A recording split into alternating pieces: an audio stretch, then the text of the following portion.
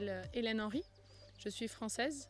Je suis arrivée à Kigali au sein de la Maison Shalom en début mars pour une mission de 6 mois de coopération internationale.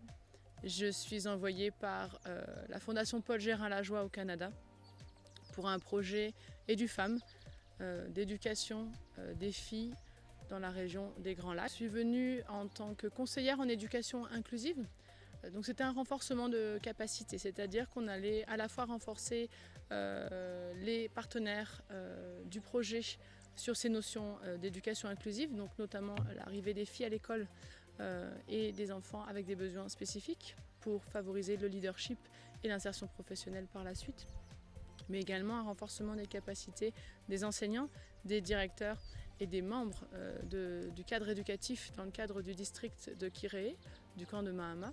J'ai été très surprise par la réalité du camp de Mahama. Je n'avais jamais découvert un camp de réfugiés. Je pense que j'en avais une idée un petit peu comme des tentes, du monde, une surpopulation, quelque chose d'assez froid.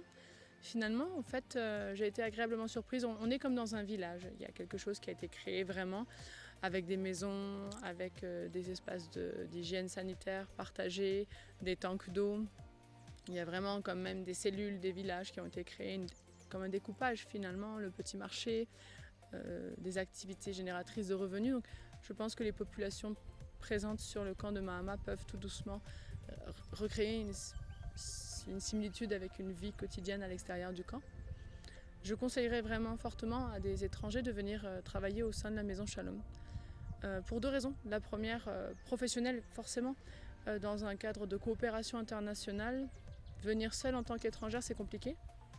Culturellement, c'est différent, la langue n'est pas la même, la compréhension du terrain, des besoins des bénéficiaires, de leur réalité n'est pas la même. Et quand on est accompagné de personnes locales, ça nous permet vraiment de faciliter notre arrivée, de faciliter la compréhension des besoins réels et de comment on peut venir en aide finalement, ou en tout cas apporter un soutien.